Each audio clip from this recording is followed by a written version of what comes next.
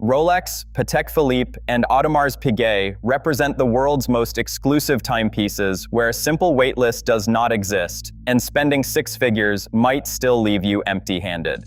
Welcome to the hidden world of luxury watch allocation, where authorized dealers control access to these coveted brands through systems far more complex than any public queue. Walk into any authorized dealer today asking for a Rolex Daytona, and you will likely hear about joining the list. But here is what they will not tell you. That list is not chronological, it is not first come, first served, and in most cases, it is not even a real list at all. Industry insiders reveal that 99% of the time, a traditional numbered queue simply does not exist. What you are actually entering is a sophisticated hierarchy of preference, where your position depends on factors you might never have considered.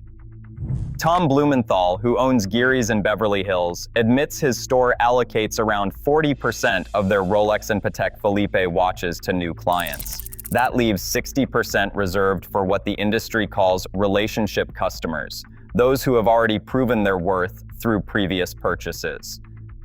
The numbers tell a stark story. According to Morgan Stanley's annual Swiss watch report, Rolex produced approximately 1.2 million watches in 2024, generating revenues of 10.5 billion Swiss francs.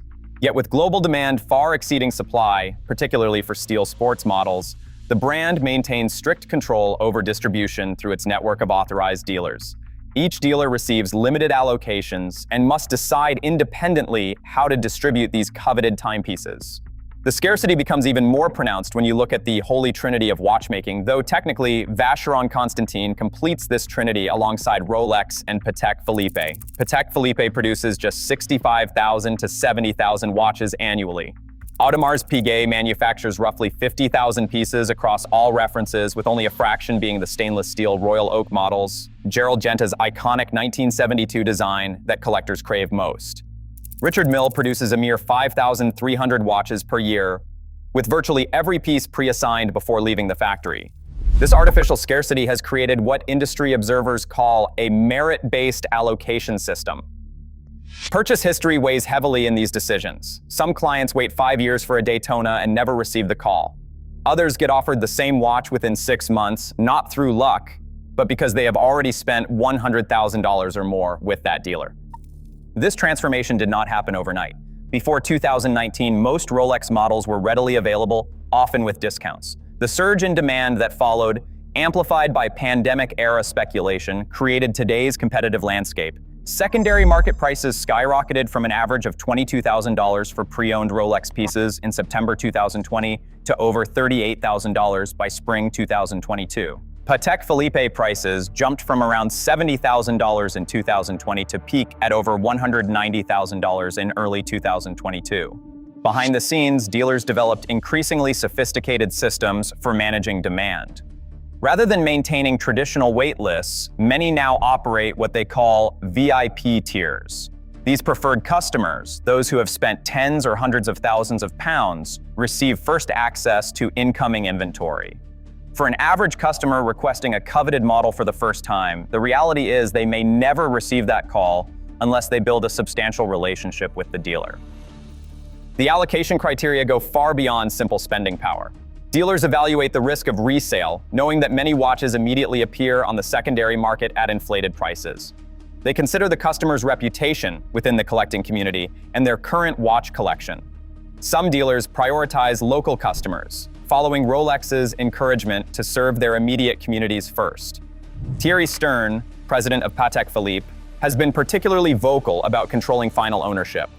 He has said, "I need the name of the final client to be sure that it is not going to be sold to someone who is going to sell it after tomorrow.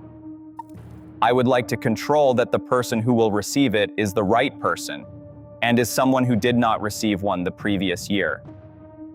This control has led to some controversial practices. The bundling tactic, requiring jewelry purchases to access desired watches, though common in the industry, remains contentious. In 2023, a California man sued a jeweler for allegedly pressuring him to purchase $221,000 worth of watches and jewelry to access a specific Patek model. The most extreme example occurred with Patek Philippe's collaboration with Tiffany on a limited blue dial Nautilus, another Gerald Genta design from 1976. In April 2022, Tiffany invited top spenders to an exclusive Miami jewelry gala, where staff suggested that spending $2 million or more might secure them access to this special piece. Clients stayed in five-star accommodations and bought pieces worth millions. However, after the event, some clients who had made large purchases were never offered the watch they thought they were buying access to. When one eventually sold through Philippe's auction house, it achieved a record $6.5 million. Perhaps most shocking was the 2021 racketeering lawsuit against CD Peacock, a major authorized dealer in Illinois. A former employee accused the company of engaging in a conspiracy to illegally sell Rolex and Patek Philippe watches to foreign gray market dealers. The allegations, whether proven or not, highlighted the immense temptation facing retailers when watches sell for double their retail price on the secondary market. The gray market supply chain often works through a network of so-called VIP customers who purchase watches at retail, then immediately flip them to dealers for substantial profits.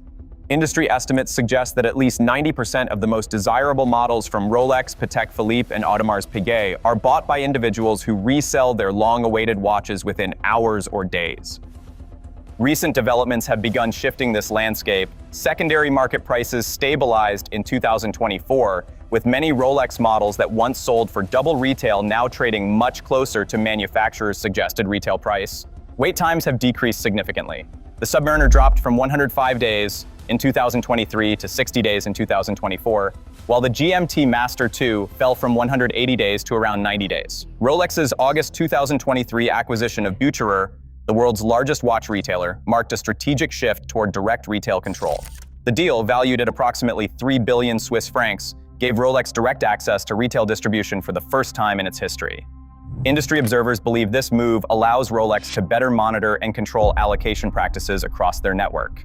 In response to mounting criticism, Rolex introduced an updated allocation system in late 2024 designed to improve fairness. The company now encourages dealers to sell more watches to first-time buyers and ensure that some stock reaches display cases rather than being entirely reserved for relationship sales. Audemars Piguet has taken the most dramatic approach, abandoning multi-brand authorized dealers entirely.